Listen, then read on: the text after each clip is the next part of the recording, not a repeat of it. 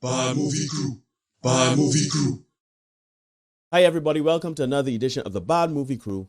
I'm your host, Neil. I'm joined by my brother from another mother and your host, Mark. What's going on, people?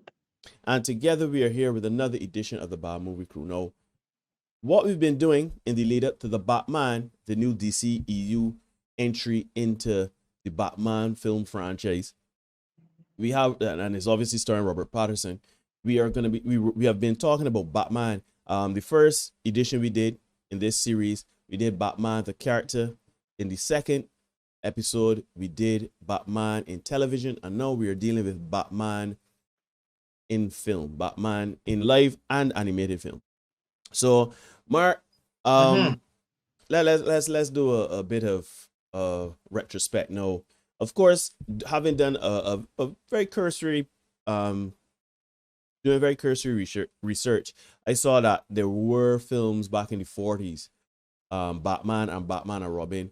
Batman was released in 1943, if I remember correctly. The other one was released in 1949.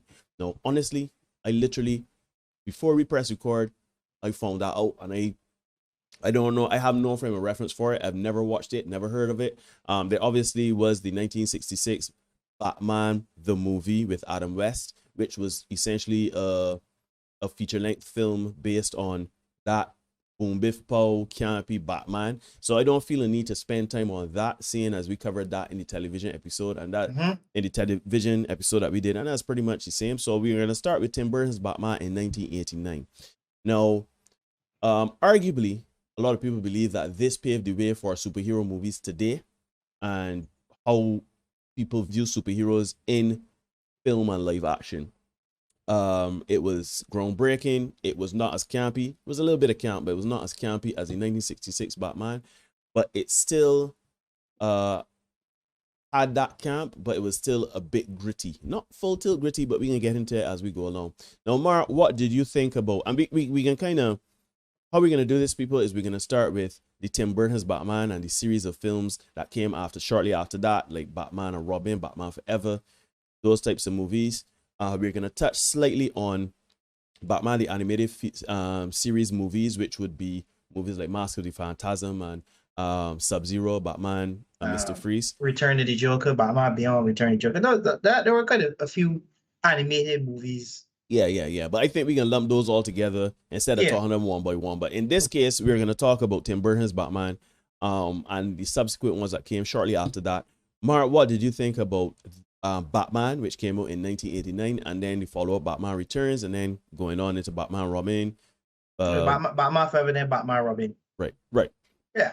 So as you said in your little opening monologue there, and I want to give a brief shout out to your guy Superman.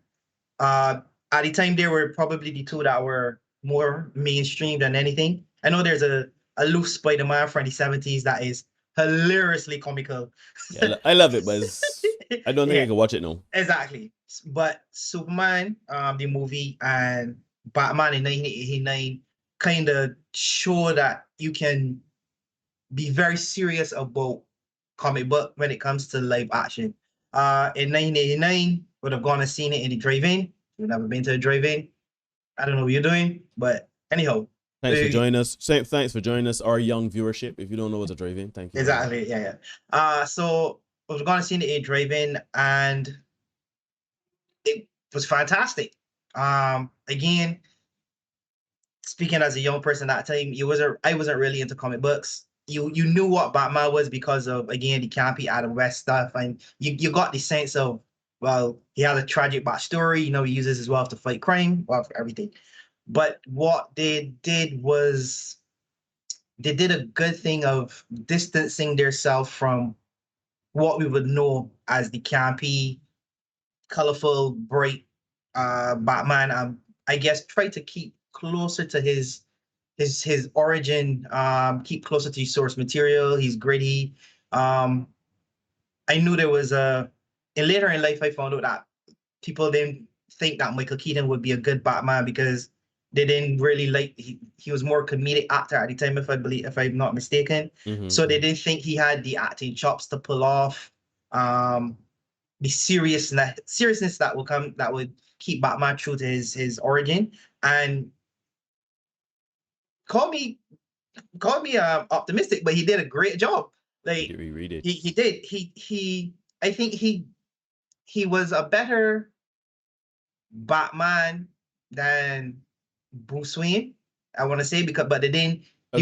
they didn't do much into the way of showing him as a playboy in the two Tim Burton movies, because in both he had there weren't a plethora of women.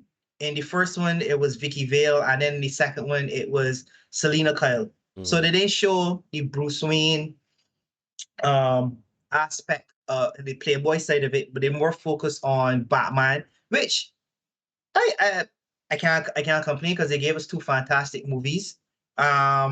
He was I would say he did a good job of separating the two characters, because his Bruce Wayne was almost like aloof and kind of like carefree, and even when he's throwing the party at the house, the way he introduces himself to Vicky Vale and the other reporter, I can't remember the character's name right now, but he was even seemed kind of aloof, like, oh yeah, this is real good. This is where this is from.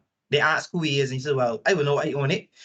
Like he was not he wasn't like so serious, but then as Batman, you can see like for any time he come out the shadow, and even when he first introduced himself, hanging the guy off of the edge of the edge of the building, sorry, you can see that he was really down and gritty. It was going to be dark and stuff like that. And again, it gave us what is revered as one of the best iterations of the Joker in Jack Nicholson. And yes, you did mention that there was some campiness to it, and like how the Joker killed people.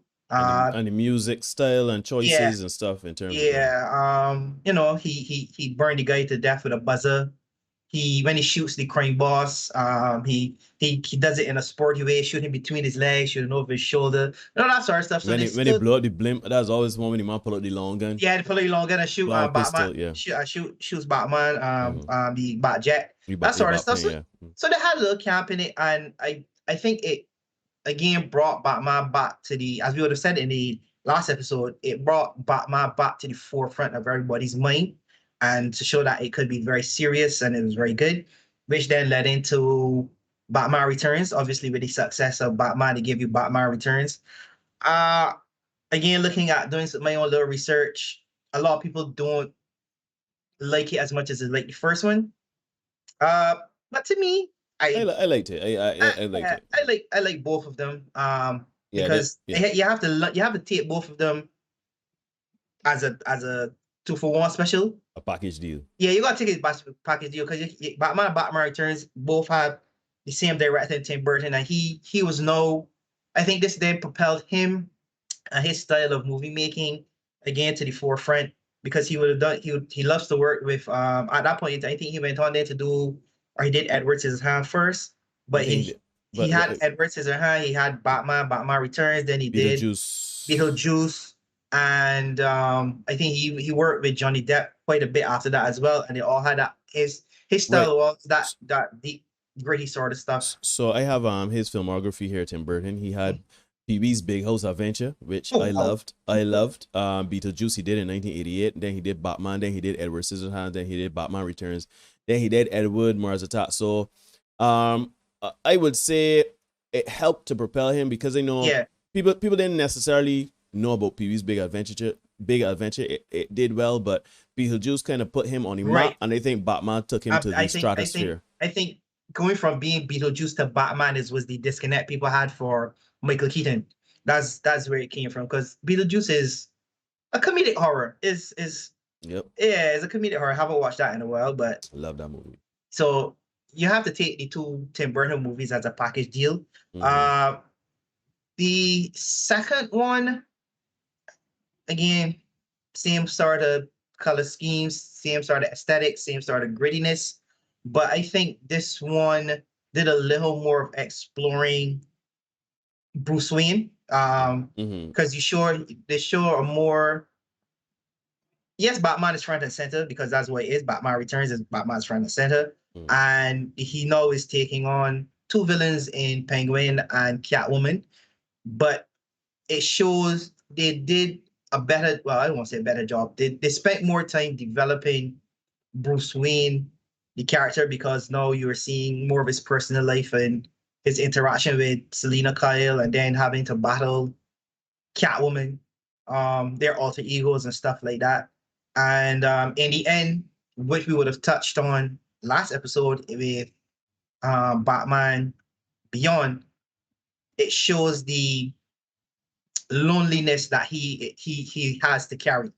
Because even when he finds somebody that kind of split down right down the middle as him, she goes away and he's left by himself. I mean, they even give you a little teaser that she's still alive. Back before post credit scenes and mid credit scenes was the rage, they still show you that she's alive, but it never went anywhere. But all in all, I think those two movies did a great job of exploring Batman, bringing him back to his grittiness, and giving you a glimpse of the solitary life that he will end up leading. Right. So, yeah, I completely agree when it comes to the Tim Burton's Batman. I think I kind of speak to the Joel Schumacher ones, Batman, Forever, and Batman and Robin. I think, I think you are completely right in terms of how they portray Batman. The first one neglected kind of Bruce Wayne, to show Batman. You bring it. There's been a while since Batman has been in movies. This has been doing it, and Tim Burton, who he is in terms of filmmaking styles. You were right about saying Michael Keaton was a more comedic actor. They were now coming off of Beetlejuice. So, it was interesting to see. I think the reason why there was the camp was partially because of the Joker and partially because it was a superhero movie and people were not necessarily ready to take it as serious as they did in later periods of time. But I still think it did a very good job of showing, Batman being a more serious superhero from the Adam West portrayal. And the Joker, even though some of his things are played for laugh, as you mentioned very well, the shooting over the shoulder and between the legs, the burning with the buzzer and long thing to shoot down the black plane. I think he still captured how, because Jack Nicholson is brilliant. There were some periods where it was like, yeah, Jack is a comedic man, but he real serious in terms of his machinations and his plans. Going into Returns, I liked Returns. It was a good follow up. You had Selena Kyle, you had the Penguin. Penguin was played brilliantly by Danny DeVito. I think Selena Kyle set the standard. Sorry, Michelle Pfeiffer set the standard for Selena Kyle and Catwoman. We're looking at you, Halle Berry. I was just about to say we're not going to talk about you, Halle Berry, but it's just interesting how you add more characters, and the Penguin was brilliant. To me, there was not as much camp. The campiness came more so with Selena Kyle, but it showed her like twisted descent into what was going on with her and her transformation from geeky, dorky, reserved, innocent, shy Selena Kyle into Catwoman, and seeking revenge and her motivations. And even in that camp, you kind of understood because there was a transitionary period from the polar opposites of her character as she transitioned. But you are right in terms of showing how they more showed Bruce Wayne and they added more elements into him about showing his solitary life, etc. So yeah, those two movies were brilliant. I think they did a very good job. We did briefly mention Superman, my guy. Superman, well, the series of Superman films back in the 70s and early 80s, they did really well. And I think they show that superhero movies could think. But in terms of having, because Superman and Batman are contrasting styles of grit, if you understand what I mean. So to me, Batman showed that you can really have a very, very serious, muted colored, grungy, get down and dirty superhero movie. Now, unfortunately, Joel Schumacher undid all of that by doing the Batman Forever and Batman and Robin, because here's the thing, and I think Batman and Robin undid everything. I don't think a lot of people rank on Batman Forever, and I mean rightfully so. I think by then it was not becoming more mainstream, so you had to appeal to a wider audience. So you had to make it more kid friendly. I'm not a big fan of Batman Forever, but it's not as bad as. Let me put it that way. It's not as It's bad not as as bad Batman. as. Batman It's not as Forever bad is as. terrible. Yeah. So Terrible. yeah. Yes. So I mean, we're not going to spend too much time talking about these two movies because they were terrible. As Mark said, Batman Forever was not as bad as, but it was not good. We had Val Kilmer in the role as Batman, which to me did not fit. It did not work. Not as Bruce Wayne, not as Batman. Because the funny thing about it is when you were hearing Val Kilmer, I would have known Val Kilmer from other movies. When I found No, out, no. Call it. No. That's the other movies. Call it. You know what Val Kilmer is famous for? Oh no, that's the other movies. what, Tombstone. I'm your Huckleberry. well, That was coming off of that. I used to I like The Saint. The Saint was a good movie to me, Yes, and then but, they were but let's be honest. If you you know say the name Val Kilmer, Dot Hollywood, Dot man. Holiday, Dot Holiday, sorry, Dot Holiday. Yeah, right. So Val Kilmer as Bruce Wayne Batman, I thought he was going to be a very good Batman if he could somehow capture part of Michael Keaton's performance as Batman. I thought he would have been a very good Bruce Wayne. He was not good in either role, but he was not as bad as George Clooney, who was right in the middle of ER. He was a heartthrob. He was a sex symbol. He was known as charismatic, cheeky, a bit playful. He became Batman. I think he would have done a great Bruce. But he didn't even do a great. I'm saying he would have been a great Bruce if the story was done better. Right. So then you have Batman and Robin. The villain was Dr. Freeze and Poison Ivy, and they went full camp, and it was just, you had the bat nipples, the bat ass, the bat platinum card, which is retarded because Batman somewhere somehow has a bank account, and Batman somewhere somehow has a paper trail. Not Bruce Wayne, because one would believe him putting his secret identity out there in the bank account don't make sense. So Batman, he walked in a bank.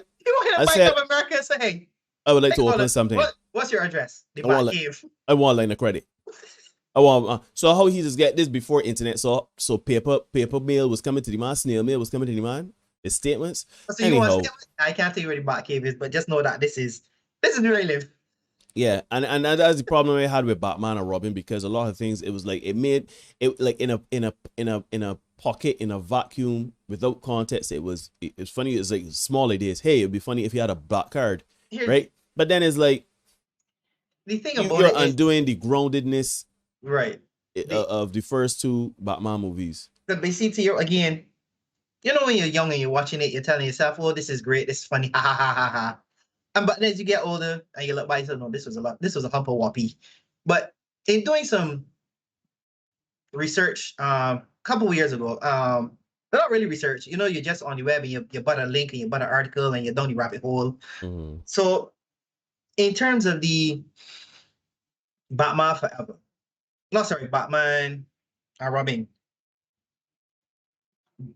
From what I remember, Joel Schumacher instructed the villains, which would have been Mr. Freeze and Poison Ivy, to kind of embellish their roles and be more like a opera. That because if you look at it, you can almost see like Poison Ivy. If you look at how she moves and portrays and plays the character, Uma Thurman plays the character, it's almost like a big opera. The big hair, the exaggerated movements, and it made sense in terms of what he said, but it didn't make sense in terms of the characters. So I think what started to happen is that have to start. You're not appealing now to adults. You now have to make it campy for the kids, because obviously the kids are watching now, and you can have Batman. You can have Batman. Again, we grew up with 89 Batman and the other Batman where he sticks a ticking time bomb on a man and throws him down in a sewer. You can't really have the little kids, Yeah, but kids. You know why I disagree with you, Mark? Because I had the bat nipples and the bat ass. And for children.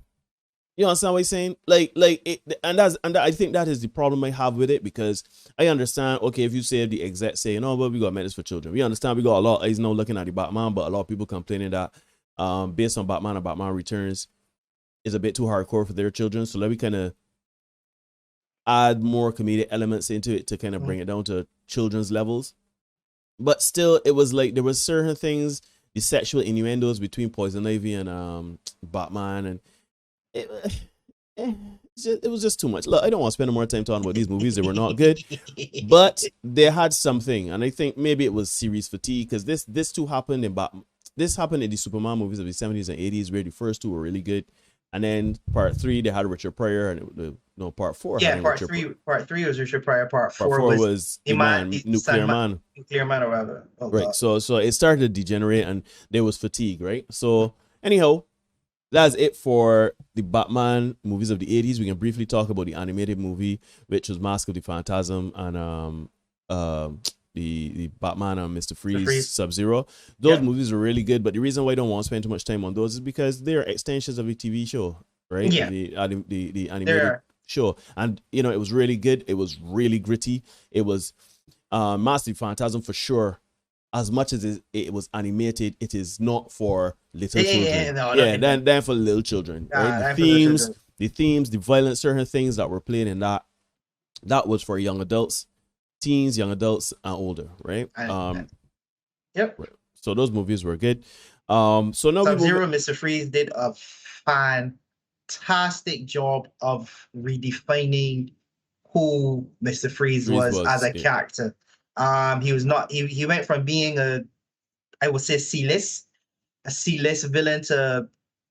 I think that propelled him into A-list just on the fact that he became so sympathetic, and I mean you could almost it's like clear. All right, I get it. I truly get why you got batshit crazy. Yeah. I just want to because you are trying to save your wife, and I get it. Right. So I anytime that on. It's gotta watch.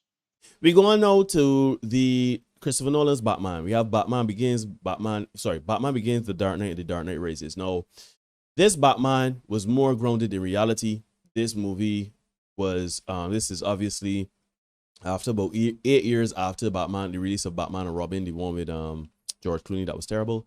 And, they decided, let me dip we talk back in this thing. Let me do a Batman, let's do a Batman Begins, but let's take the Tim Burton Batman movies to a different level. Let's be more grounded, be more gritty. Let us make it an absolutely believable context, like a man decide. And they took all the camp out of it.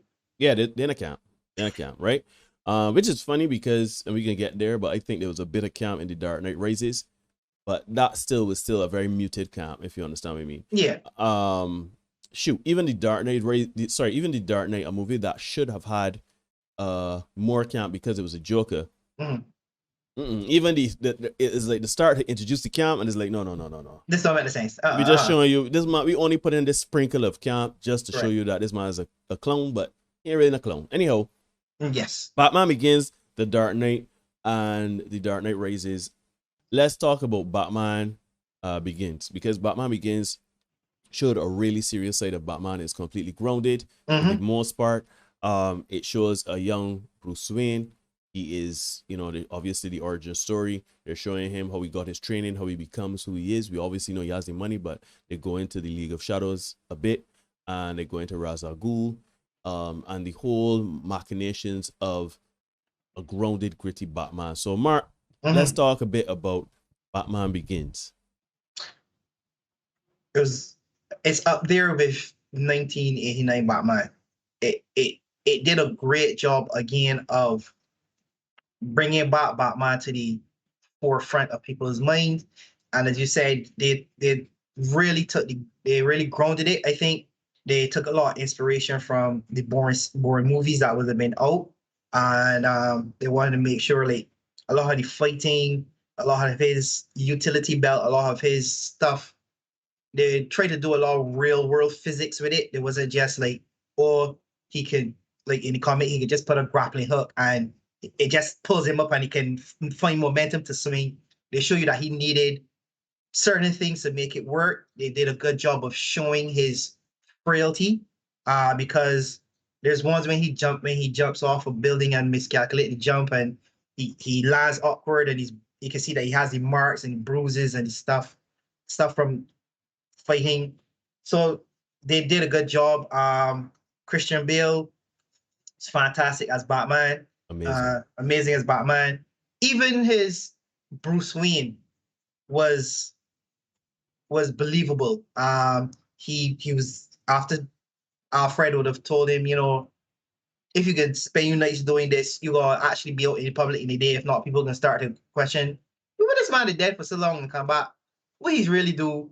You know what I mean? So they show him like getting the fountain at the restaurant and then buying the restaurant right there and then, and that sort of stuff. So they did a good job of blending the playboy aspect of it with the grittiness of Batman. I think Ra's al Ghul and by extension Scarecrow were well done. And good grounded villains to start with. Because again, if you're taking the mysticism out of it and showing that ninjas are pretty much theatricality and deception, they did a good job of doing all of that. And then they made a lot of his tech real world. The suit, the bat cape is actually functional, can help him glide. The Batmobile is actually a big hulking tank, stuff like that. So Batman really did a good job, and then that leads into the Dark Knight, which is arguably the best one. Not even arguably, which is the best one in the whole series, the whole trilogy. Heath Ledger knocked the Joker out of the park. And again, this is another casting that had people shook because he would be coming off of 10 Brokeback Mountain, 10 what's the one we hear, and at least it's not 10 Things I Hate About You. Right, 10 Things I Hate About You. That was in 1999, but I think it's more important to specify that this is him coming off of Brokeback Mountain, where he played a homosexual cowboy. Which was the reason why it is important that Mark mentions this and why I can interject here is because Brokeback Mountain came out in 2005. The Dark Knight came out in 2008. So this is literally 3 years after Brokeback Mountain, where everybody is seeing him as this very vulnerable, taboo, in some circles, anti-masculine portrayal of a character. This is now him going from two extremes.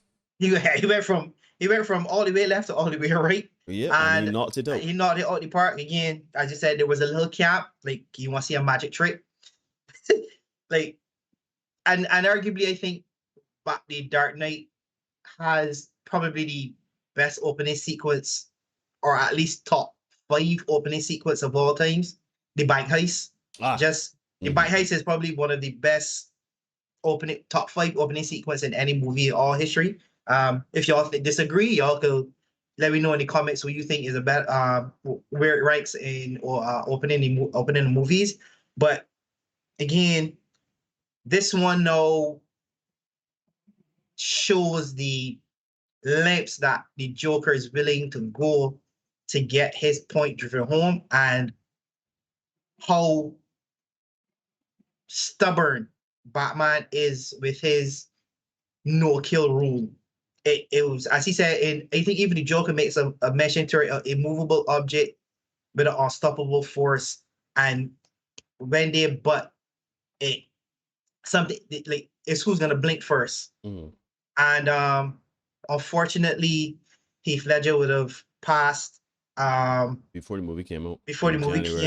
And we won't get him to reprise his role, because I think what they were trying to do was to set him up as a recurring, as he is in the comics, like a recurring theme. He may not have been the main villain in The Dark Knight Rises, but he would have been there. I feel he would have been there. I think that was the plan, to have him just constantly pop up to be a thorn in Batman's side. But unfortunately, he passed, and it's unfortunate. But he was recognized after his death for his brilliant portrayal of the Joker. So hats off to him. And the movie itself was fantastic. Which now brings me to the Dark Knight Rises. Before you continue, ladies and gentlemen, Mark does not like the Dark Knight Rises. No, and that's it's an gonna, understatement. That's an underfucking right, That's right. understatement. But that's gonna be important because sit back and relax, get your popcorn ready. This man is going to tear a hole into it. I don't feel as much or as strongly as Mark does, so I'm gonna let him have a go. The Dark Knight Rises. let me right here. This camera here. This camera got. This is the most piece of ass that has ever been passed as a Batman movie, and this is taking into account Batman and Robin. The Dark Knight, as bad as Batman and Robin is, The Dark Knight Rises is way worse. Like you're being like, so harsh. Like it's so unfair. So you calm down, sir. It's my turn. My turn. Tom Hardy, brilliant as Bane. I mean, half the time I can't understand what he was saying, but hey, no problem. You don't understand. Why is it go so hard? So did it. That's fair. That comes later. You know what I mean? Again, all right. Tom Hardy, Bane, props to you. Other than that, this movie's bare. You know what website you put in this one. Like, you know which website this guy put. www.beer.com/The Dark Knight Rises right next to Black Panther. Beer. How you are going to tell me that Bruce Wayne, the man that bought his company through various charities, bought back his company from being publicly traded, goes broke? How you? How you? 100 people no see being made trades on his behalf. How the FTC or whoever does govern trades will let that happen? You trying to tell me, no, we talk about the swindler. And we said that this don't make sense. How the is a billionaire and you don't have cash on hand that your lights just turn off? You just run the fucking back computer.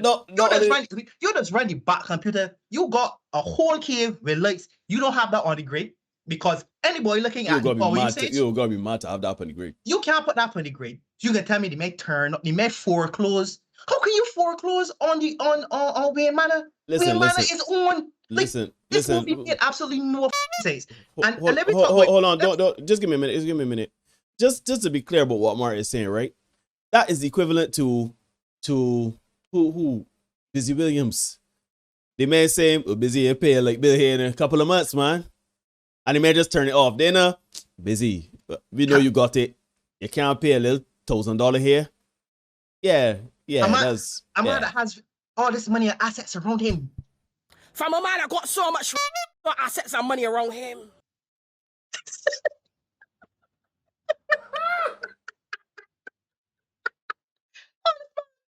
This money and assets around him. He can't pay his light bill. Oh shoot! How do you foreclose? How do you foreclose? How do you foreclose? Wayne Manor is owned. He got mortgage for Wayne Manor after all this thing. Yeah, can't name be a manor. It can't name be a manor. And the bank got entitled deed. Yeah. And then being breaks back my back. I put he in a prison. Or my man he'll climb out the prison and then tread on the rope to let out more prisoners. How, Batman? You are broke. How you get from wherever this prison is? You are broke. I'm broke. You are broke. I'm broke. How the you get from this prison all the way back to Gotham with nobody knowing? And this prison is not in America, you know. This prison is somewhere in the Middle East, somewhere out in. I don't even know. All right. Being takes over Gotham City. No problem. And blows up the bridges. The rest of the states ain't do nothing to take back at flagship city. What do you? Not even a flagship city. This is any city in America. This is even if it was Gotham, because Gotham is equivalent to New York. Yes. Right? So you mean ain't even sending like a National Guard and negotiate and nothing? No, Mark. The reason why Mark is so upset, and I can understand why he's upset. I don't necessarily. I ain't done. No, this plot twist. No, granted, if you catch me off guard. the plot twist. All right, all of a sudden, this is Talia al Ghul, and she's who controlling being. All right, props to you. The lone bright spark of this whole count. No, sorry, the second bright spark of this movie, along with being Tom Hardy's portrayal of being. All of a sudden, no, my man got commit suicide to run away from being Batman. Cause he get out, cause Bruce Wayne get out as Batman, he gotta go and commit suicide. And let me come back here. You try to force feed with this Robin. All of a sudden he know who Batman is, cause he was an orphan and he know the sadness. So he look at Bruce Wayne's face and figure out. Yeah. I know that pain. I know that suffering. Who are you fooling with this? No. It kind of makes sense because if you can be so great as a detective to come and say, I can look at your city pain, so therefore you're an orphan, so therefore you're a Bruce Wayne, and therefore you're a Batman because I know how to channel that. But buddy, you so hard, right? You so hard at detective work, right? You could as well be the next Batman or be Robin. And then the dumbest, this has to be the dumbest idea in the dumbest ideas in the history of the dumbest ideas. You send all your police force in the sewer? All. Not 2, not 3, not robots, not computers, not drones. AWLL, all. The man that's do the desk work. The man that's answer the phones, the beat cops, tactical SWAT. You saying everybody into sewers? And you send them into sewers and the man survived for how many months? And that's another thing I got in the movie. It does a shit job of showing you the passage of time. Cause really and truly, if you watch that movie, you feel it's 2-3 days. So when the man started to arbitrate throughout dates, like, yeah, this was 6 months later or 3 months later or 2 weeks later, you like, you mean to tell me nobody ain't get shoot? The men rebel against one another, that's so somebody gotta get it here. It's 6 months in the sewer. with all of the police in prisons, in thing. So I down with that. Look, right. This movie. Right. So the reason why Mark has a problem with this movie, and I can kind of make a concise thing, is because Batman Begins and The Dark Knight did a very good job of grounding the movie. Right? We're not saying that they're perfect movies, but they did a very good job of it making sense. The plausibility of this man taking up the mantle as Batman and fighting crime, being a vigilante, right? And then reasons for why the villains and the motivations the villains have and how they go about orchestrating stuff. The Dark Knight Rises, to me, looked the part. It looked really well. Like, I remember there was the whole scene with the plane, right? How they like cut apart the plane, blow up the plane and whatever. Like, that was well executed because that was all practical, like mostly practical, right? The shots and certain visual aesthetics and the sound was amazing. So to say this movie was the worst out of all of the Batman movies, I don't agree with, but Mark has a distaste for it simply because it undoes what the other two movies before it did, like grounding it, because a lot of things you have to suspend a lot of disbelief. For me, the biggest thing, as Mark said, is time, the passage of time. Like, my man get back break, my man heal, and the man move. I have never had my back broken. I got sciatica. Like, I got a herniated disc or whatever. I got pinched nerve in my lower back, and I can tell you straight, I've had this now for the last 4 years. No, longer than that. Like, 4 or 5 years, right? I ain't claiming out to no prison I'm going to do nothing. No, I'm not Batman. I'm not Bruce Wayne. However, I believe getting your back broken to the part of paralysis, you ain't climbing up again. Not only are you climbing out of a prison that is inescapable, you ain't escaping from that by climbing out of it. You are not walking and getting to wherever you get to. You are not then going to say, I'm going to fight Bane, that the man that broke your back. You are not going to fight him and all of the other crime lords and all the other things that are going on. It kind of get me with that. And then, of course, Mark mentioned the money issues and how they tried their best to take Bane, tried his best to strip him of a lot of things. They did a poor job of kind of explaining how all that goes. I don't necessarily have a problem with it happening. I have a problem with how it was, as Mark said, the passage of time. Like, Bane show up, makes some trades, and yeah, we used to believe that Bruce Wayne is bro. He is in Wayne Manor and he's bro. He is essentially Gotham when you think about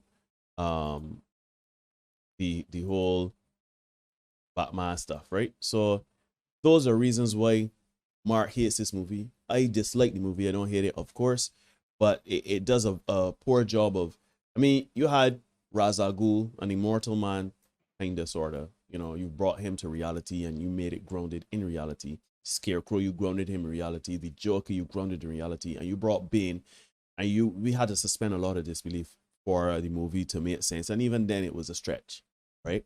Anyhow, by and large though, the trilogy did a very good job of bringing interest to Batman, and people kind of thinking this is the quintessential Batman. These are the quintessential Batman movies. You could feel a way about The Dark Knight Rises, but by and large, Batman Begins and The Dark Knight are, if not the best, among the top three best movies in the franchise, and now I'm in on number 3. But from there, we are not done. We have to move to the DCEU. And while there is not a standalone Batman film in these series of movies, we still have to talk about the portrayal of Batman in them. And this is done by Ben Affleck. He did the role in Batman v Superman: Dawn of Justice. This would have been the second in the line of those movies, starting with Man of Steel. This was to introduce Wonder Woman and show the seeds of the Justice League. It wasn't outright showing you the Justice League, but it was kind of the precursor of the Justice League. Now, we're not going to talk about the movie in its totality, because if Mark put The Dark Knight Rises on big.com, believe you me, you don't want to hear me talk about Batman v Superman, because it did. One of my favorite villains in Superman lore is Doomsday, and they destroyed him, in my opinion. Anyhow, but Batman, Ben Affleck's Batman, he went on to do the Justice League, Zack Snyder's The Justice League. He's in the Flash, upcoming movies, The Flash and Batgirl. Let's talk about Ben Affleck's Batman, his portrayal as Batman. Now, we didn't get much of it in a standalone context, and even though there was no main focus on him, we did get to see, especially in Zack Snyder's Justice League, we saw sprinkles of, Batman struggles. We saw a cut of Robin. He has Robin uniform there with ha ha ha on it. And let us talk a bit about Ben Affleck's Batman. No, but Ben Affleck, as we know, we never would have thought Batman, even though he does have the size and the height, we never thought that he would have been cast as Batman simply because of some of the roles he would have taken before. Not saying that he can't be an action star, but he has he's not a very physical actor in terms of like brawling and fighting, and even showing that aggression, because he's sometimes laid back, he's sometimes muted or reserved, or sometimes cheeky and charismatic. So Mark, talk about Ben Affleck's Batman. I liked it. In the snippets that we got of it, the small doses, I think he did a good job of being Batman. Again, we like to joke about if any of these real superpowered villains turn up, he got bail and get out of Dodge. And you see it in Batman v Superman with the abomination that was this Doomsday, this version of Doomsday. You show a more violent Batman where he takes out the people in the warehouse, and you see him more as a, I don't really want to say he was a recruiter, but he's more a facilitator in this iteration where he's trying to get the people together. There's a call to arms, and he's the body leading in charge of recruiting. He suggests, let's bring back Superman. He saw the seeds of, they show him coming up with the Hall of Justice. They did a good job of showing a different side. I think this was the side that was probably the least explored, because they're always trying to make Batman larger than life. And I can hear Mario Loki right now. What the f is Mike talking about? This is blasphemy. We can hear Mario. I can hear Mario now, but give us a like, Mario. Just give me a like and keep it put. Or you can give me a dislike and berate me in the comments as you usually do. Yeah. But they show a different. This is probably a version that we've never seen before. And as again, they did go into the Bruce Wayne side of it. Even when he's not in costume, like in those moments when he's talking with Alfred in the Batcave, you can see how jaded he has become with everything that supposedly is good. Because while everybody sees Superman as a savior, he has been so jaded and he's seen the underbelly of society human he beings, of not even human, just yeah, society, but of of human human beings. beings. He's like, I think he says a line, if there's a 1% chance that Superman could turn evil, we have to take it as truth and come up with a deterrent and whatnot. And it just shows you how long term being this like playing in the trenches can affect Yes. your psyche. So even if the Superman is supposed to be a symbol of hope, he just sees the bad. He just sees what could potentially go wrong, which Yeah, he is doesn't dismiss. He doesn't dismiss and take things as gospel. right. So he's always looking at the okay, yeah, okay. So if he's good here, but there's a chance he could go rogue, we have to take it as an absolute. Which I think plays up to the Batman you would have seen in the animated Justice League, where he has a file on all of these superpowered people and if they should go rogue. I think they were, I don't know if it was purpose work that they were trying to play up to that um that that fear he has of people going rogue and stuff like that. But I think it was a nice touch, whether it was intentional or intentional, who knows? But he is I like his Batman. Um it's a shame we didn't get a standalone movie so you could really see how where he is the main focus, how it would go. But mini movies in the DCEU kind of suck, but I think he did a for the little bit he played of Batman. I think he did a very good job. For me, I really did like Ben Affleck's Batman. I would even go as far to say I can't outright put him as the best iteration of Batman in live action, but it makes me wish and wonder there would have been more so that we could have definitively put him against like Christian In a Bale. ranking, Yeah. He for me, you got snippets of him as Bruce Wayne. Even when there was at the party in Batman v Superman and he pretended to be drunk and he was talking to Diana Prince and stuff like that. You saw glimpses of the persona of Bruce Wayne, and then in Batman, to me, this Batman I loved because he was very self-aware. He knew when to intimidate and when to cause fear. He knew when, this too big and this too big for me, and to get out of there and to bide his time. And he also knew when to be a mentor and to facilitate and to even be like soft and you could see throughout the Justice League movie, it kind of gives him a bit more hope that he is making a difference against, the ills of society. So I do like this Batman. This Batman to me is rather grounded, even though we can't definitively say how it will stack up.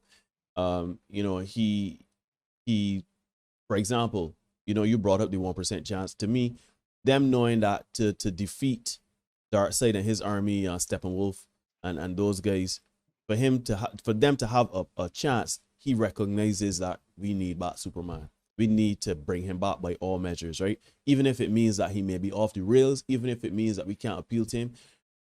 You may not like how the MacGuffin to get him, Superman, back to reality or back to his former self was to get back to his former self was Lois Lane or whatever. But by and large, Batman has a plan, and you can see him thinking, regardless of what that plan is, it makes sense. Even if he doesn't have a plan, in the interim, he would bide his time. He would know to lay low. He would know to, antagonize or whatever. Like, I really wish we could have seen more of what is called the nightmare scene, the futuristic take on when Darkseid is taking over the planet. Superman is no evil, and essentially the remaining members of the Justice League or the heroes that are there, because I can't even say Justice League because it's an amalgamation of Suicide Squad and whomever. But to see him saying, he's got to kind of be underground and we got to connect because Superman about the place.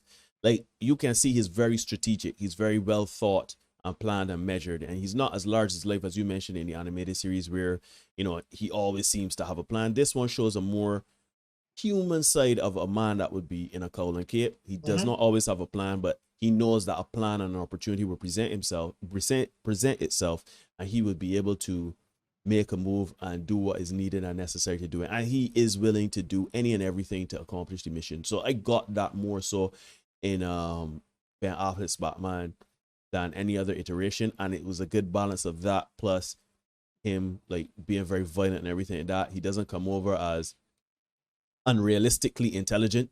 You understand what I mean? Like he's just this uber intelligent or almost omnipotent character. So I like Ben Affleck's Batman.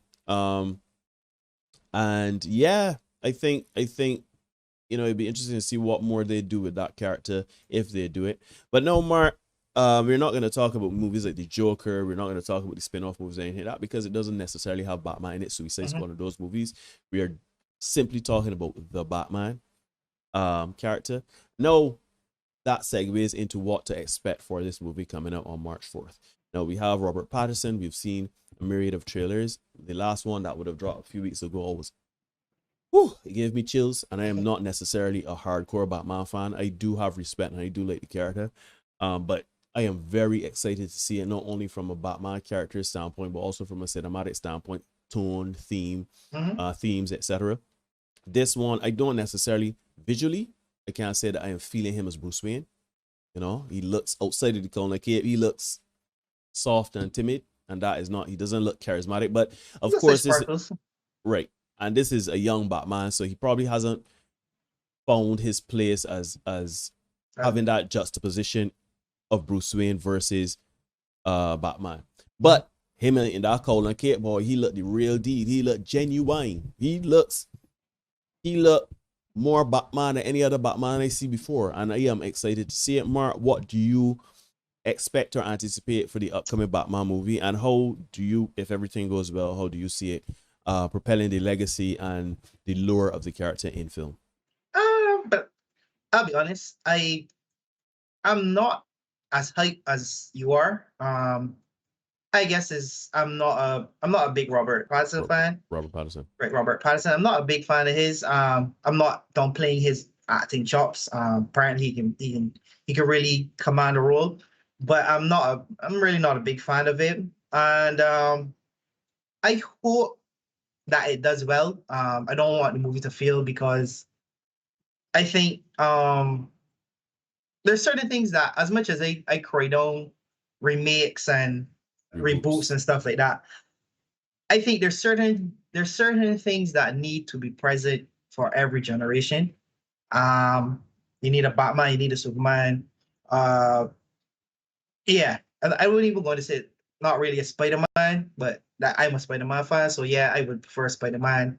I would add Spider-Man in that too. Because if you look at the history, there's always been a Superman, there's always been a Batman, and there's always been a Spider-Man in the last few decades. So so I think that there needs to be one for every generation, and hopefully can do well and give us.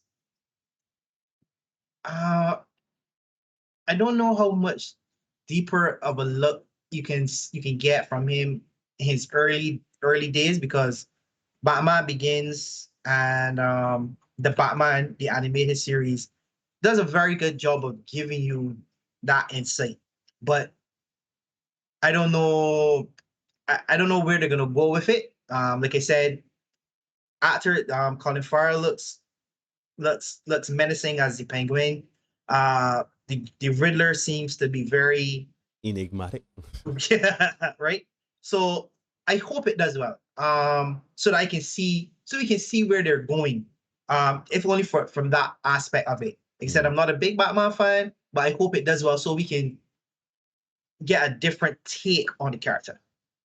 Yeah, I completely agree. I think that for me, I want the movie to succeed. Like, I know that I rag on Batman from time to time, particularly with my close friends, but I really do want Batman to succeed. I really do want in terms of comic books, you need, and it's funny, right? Because DC, in particular the live action movies are behind of Marvel and what they're doing over there with the Avengers and Spider-Man, et cetera, et cetera, et cetera.